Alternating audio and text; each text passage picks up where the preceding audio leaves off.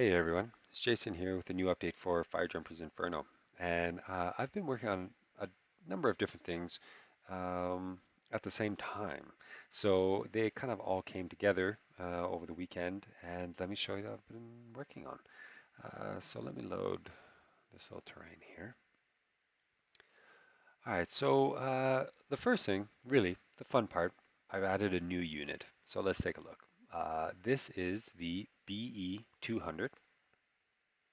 And it is a Russian air tanker, and it's beast. It holds 12,000 liters of water, even larger than the Twin Air, even though the Twin Air is not an actual aircraft, but the Twin Air did have 10,000 liters. This has 12. And it can drop all of its water within 1 second, but I've spread it over two. I've also added this camera to kind of help show what is underneath the airplane.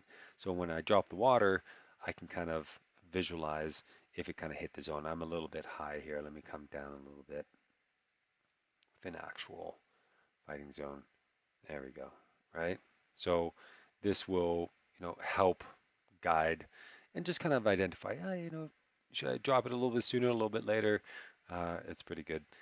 The other thing too is you'll notice that the water's dropping a lot faster. I actually had the physics wrong.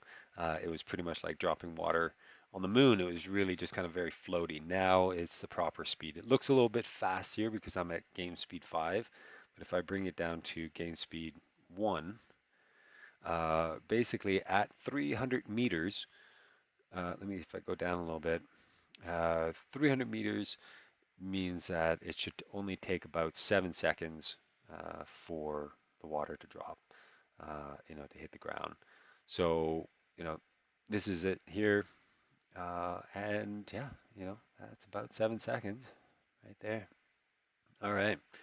So this hopefully will, be useful and a little bit better than having the camera turn around because before I was having the camera kind of look to see. But this, hopefully is going to be more convenient.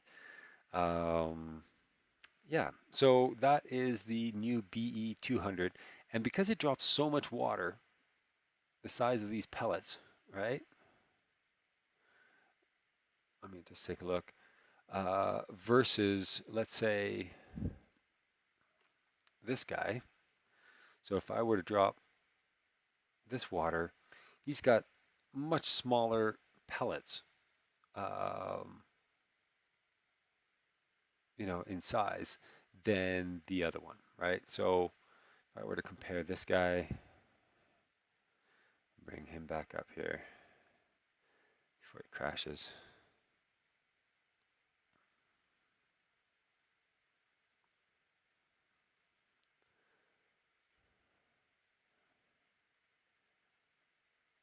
Versus, all right, so let's see. We got this guy, we got this guy. Yeah, so this just kind of shows that these pellets hold more water than these smaller ones. Where did it go? We got this guy, and where is he? There he is. Right. Sorry if I'm moving. The game is just kind of paused. Oh yes, I added a pause on and off with using the tab key, and you can increase and decrease the game speed by clicking the plus and minus key as well. So on the keyboard. So um, yeah, so this kind of hopefully will show the strength of different units in that same way. Oh wow, look at that. Are we going to collide? Oh, that was close, right? And so it does make a difference with that. The other thing, too, um, are ground units. So let's say if I take a bulldozer.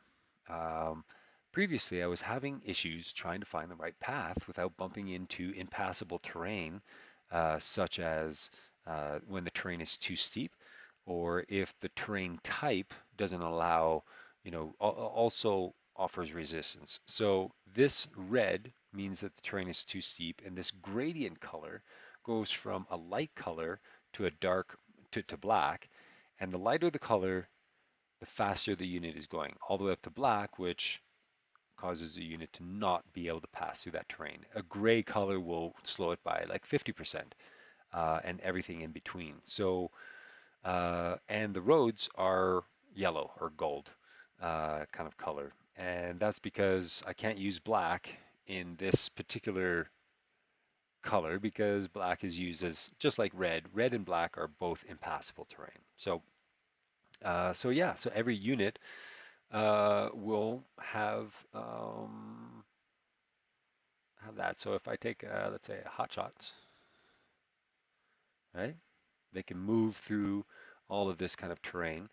But if you turn on the cut, it will change certain areas because certain areas that the ground crew is not going to be able to cut through that, or it's going to be very difficult for it to cut through that. In this case, what's this terrain type that offered such resistance?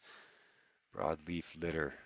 Maybe I should change that. But anyways, the idea is that every unit will have different terrain speed, and now I'm able to visualize that uh, by when I click on it, I can see where the unit can go and cut with most efficiency. So yeah, that is basically everything that I've added into the game.